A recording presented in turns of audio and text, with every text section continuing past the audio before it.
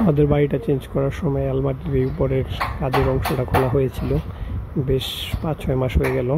এটা লাগানোর জন্য একটা মিস্ত্রি আর সময় দুইটা একসাথে করতে পারতেছিলাম না। তো আজকে মিস্ত্রি ভাইকে অনেকদিন বলার পরে আসছে, এই যে লাগিয়ে দিয়ে গেছে।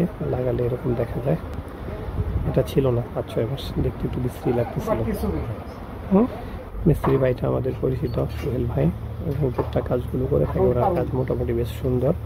যে সেই এটাকে লাগানো শুরু করছে, যখন খোলা ছিল তখন অ্যাটাচ ছিল, এখন একটা সিস্টেম করতেছে যাতে এটা আলাদাভাবে আলমারি করে বসিয়ে রাখা যায়, আবার চাইলে কোনো প্রয়োজনের সময় খোলাও যায়। ভাইকে পাওয়া যায় না, আমরাও ব্যস্ত থাকি, সব মিলে এটা লাগানো হচ্ছিল না। সোহেল ভাই এসে দেখে কাজ শুরু করে দিছে। উনি আগে জানতোই যে এটা কি করতে হবে, ওনাকে দিয়ে করাবো, এর জন্য অন্য মিস্ত্রি বলা হয় নাই। সোহেল ভাই এসে যে খোলাখুলি আর মাপাম্পি শুরু করে দিছে। উনি প্রায় প্রয়োজনীয় সব জিনিসই সাথে করে নিয়ে আসছে। ওনাকে দিয়ে কাজ করালে এটা একটা সুবিধা যে উনি বাড়িতে এসে কাজগুলো করে দিয়ে যায়, জিনিসপত্র বহন করে আপনার দোকানে নিয়ে যাওয়া লাগে না। অন্য মিস্ত্রির সাথে কথা বলছিলাম, তারা বলছে যে তাদের দোকানে নিয়ে যে কাজটা করাতে হবে। সোহেল ভাই খুব আন্তরিকতার সাথে কাজগুলো করে। যে রামের দাদা আলমারির উপরে জিনিসগুলো নিচে নামিয়ে রাখছিল, সোহেল ভাই যে উপরে উঠে গেল দ্রুতই। অভিজ্ঞতা সম্পন্ন লোক, কি করতে হবে মাপজোক এগুলো ভালো করে দেখতেছিল।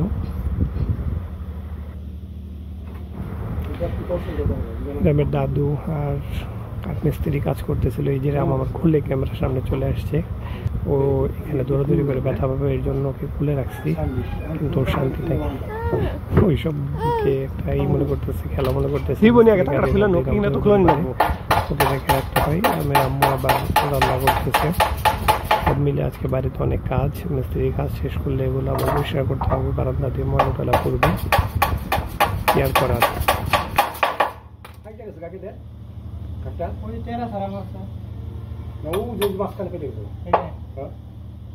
খুলবার দে ফাটসাল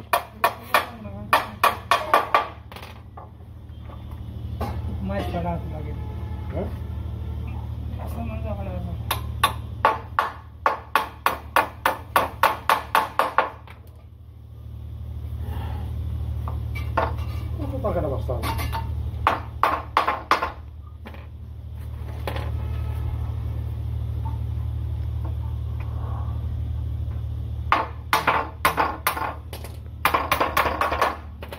এই যে রামের হাতে একটা পুতুল, ও পুতুল নিয়ে খেলতেছে। যত কাজ থাকে যা থাকে ওর মতন খেলবে। এরকম অপরিচিত মানুষ দেখলে একটু অবাক ভাবে তাকিয়ে থাকে। এই যে আমাদের মিস্ত্রিকে দেখে এমন অবাক হয়েছে, অবাক হয়ে তাকিয়ে রয়েছে যে আবার কে কি করতেছে।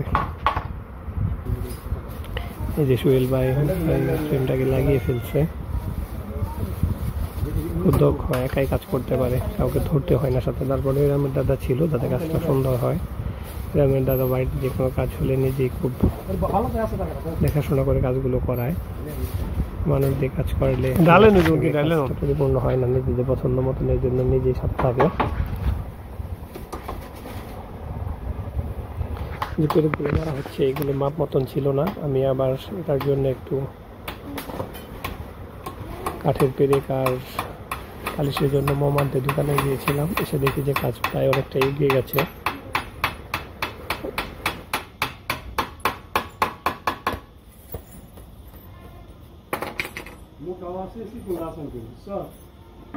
এই যে কাজের মধ্যে ইরাম দৌড়াদৌড়ি পারতেছে, কোথা থেকে যেন একটা বল নিয়ে আসছে ইরামের, ওটা দিয়ে এখানে খেলতেছে, ছোড়াছুড়ি করতেছে।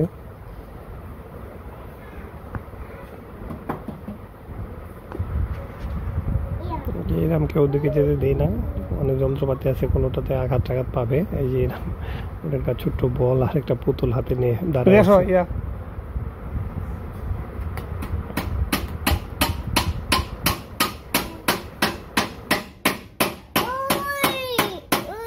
নেবো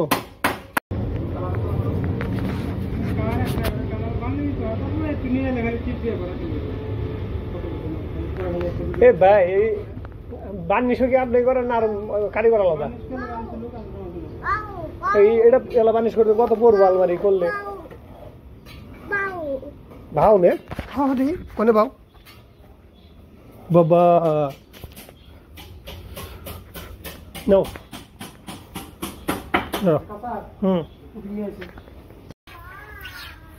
সোহেল ভাই কাজ করতে করতে একটু ভুল করে ফেলেছে, একটা কাঠের টুকরো কাটা দরকার ছিল, কেটে টেটে লাগানোর সময় দেখে একটু ছোট করে ফেলছে। আমার দাদা বললো ওটা থাকুক, আরেকটা লাগিয়ে দিতে মাপে দিই কেটে। খুব সুন্দর করে শ্বশুর কি এরকম পরিচ্ছন্ন করে লাগাচ্ছে। আমরাও সাক্ষী ছিলাম এটা লাগানোর সময়।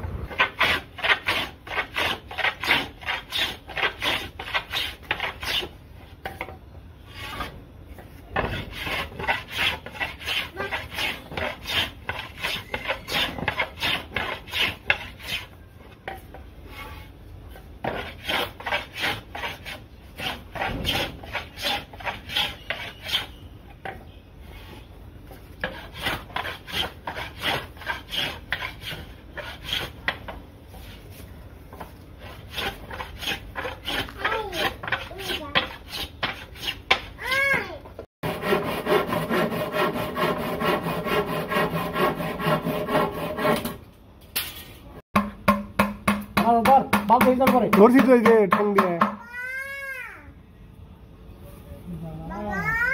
হ্যাঁ বাবা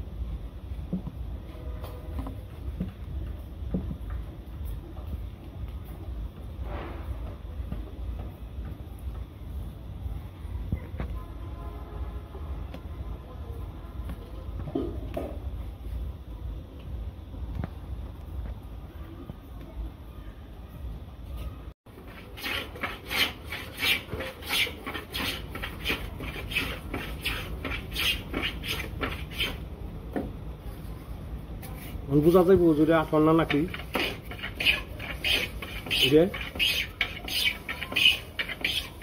মিলিয়ে দিলে বোঝা যাবে না।